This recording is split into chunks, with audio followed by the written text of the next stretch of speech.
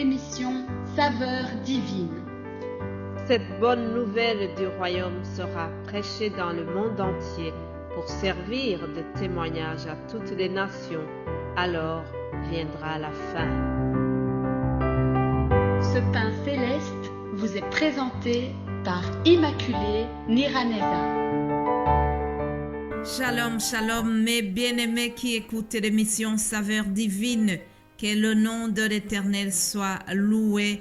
C'est dans son nom précieux que je vous salue et j'espère que vous allez bien. De mon côté, je rends grâce à Dieu parce qu'il me donne le souffle de vie aujourd'hui. Alléluia.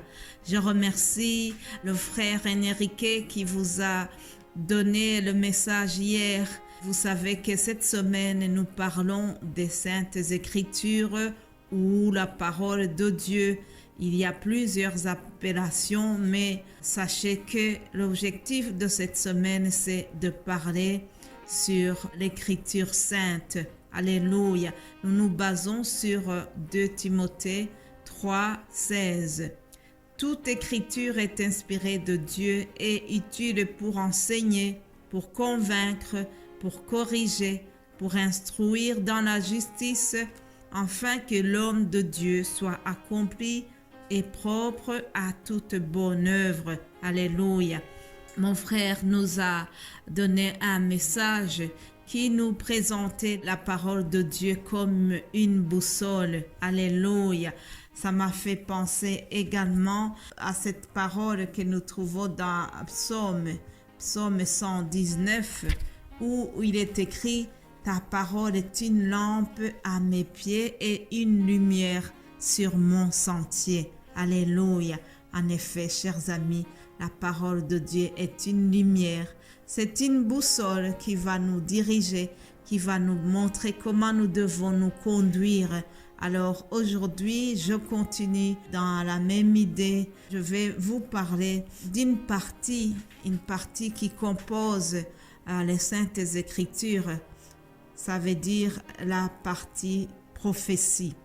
Vous savez, la Bible est un livre qui a cette particularité, c'est que nous trouvons beaucoup de prophéties dans la Bible.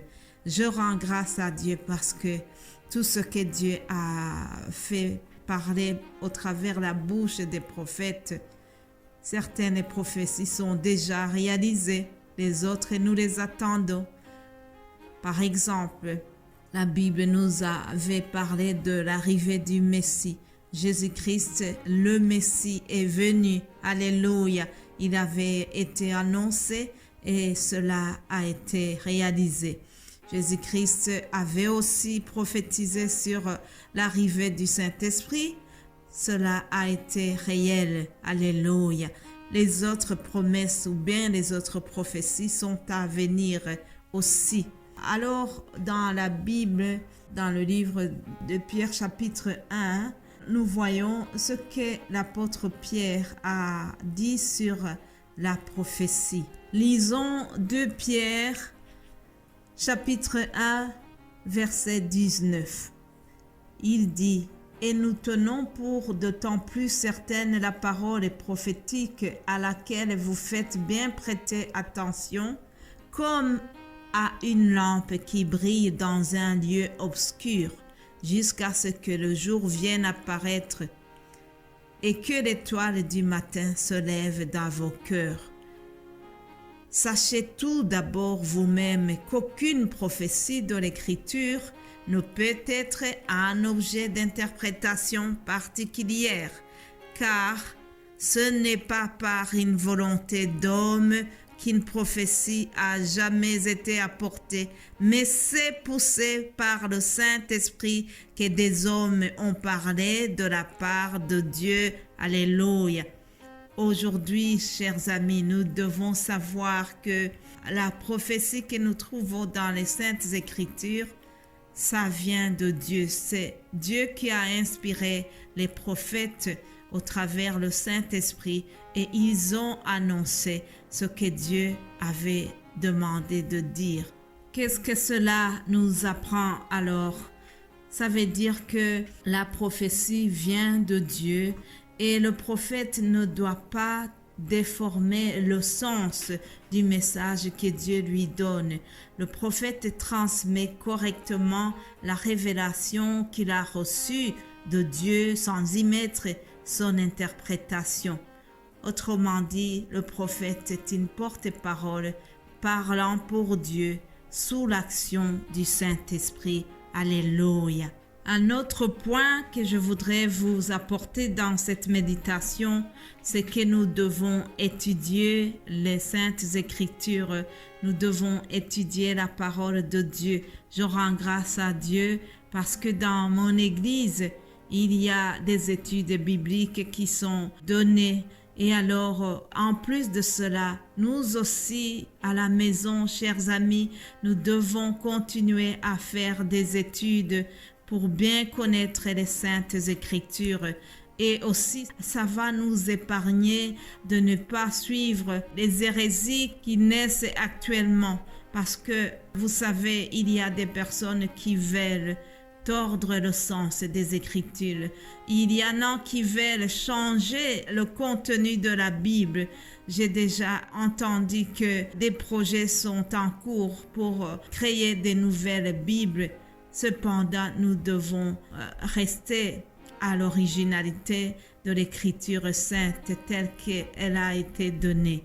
La meilleure façon de ne pas tomber dans les hérésies ou de ne pas suivre les faux prophètes, la meilleure façon, c'est d'étudier soi-même l'Écriture sainte, lire soi-même la parole de Dieu.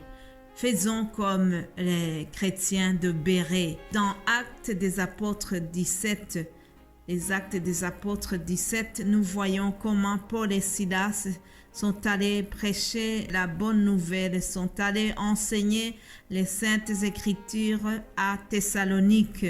Donc, Paul et Silas sont allés là-bas, ils ont enseigné dans une synagogue.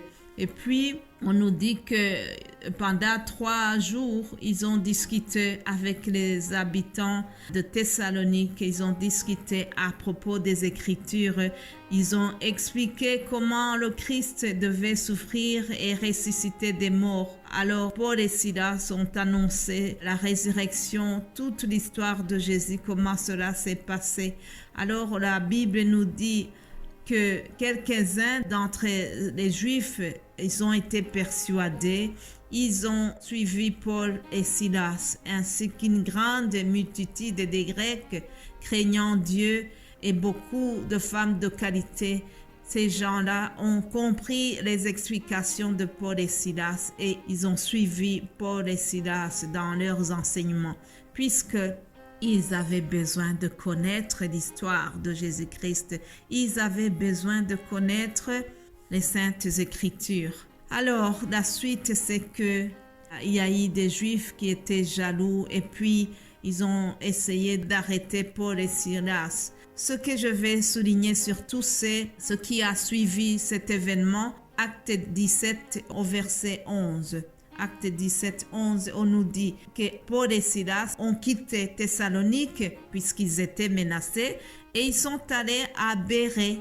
Alors, écoutez ce qui s'est passé à Bérée. Ces Juifs avaient des sentiments plus nobles que ceux de Thessalonique. Ils reçurent la parole avec beaucoup d'empressement et ils examinaient chaque jour les Écritures pour voir si ce qu'on leur disait était exact. Alléluia.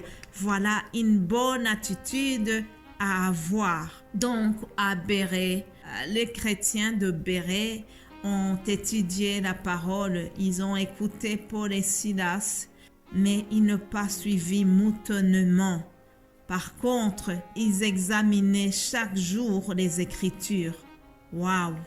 Chaque jour, ils devaient faire en quelque sorte une étude biblique personnelle pour voir si ce qu'on leur a appris est exact. Voilà ce que nous devons faire aussi, chers amis. Examinons chaque jour les Écritures. Alléluia. Voilà, je vous laisse sur cette exhortation. Moi-même, je me force à étudier chaque jour les Écritures. Que le Saint-Esprit nous aide. Voilà, chers amis, je termine ici. Et demain, mon frère Vito va aussi vous apporter une méditation. Puis, je terminerai la semaine en vous parlant le jeudi et le vendredi. Que Dieu vous bénisse abondamment. Amen.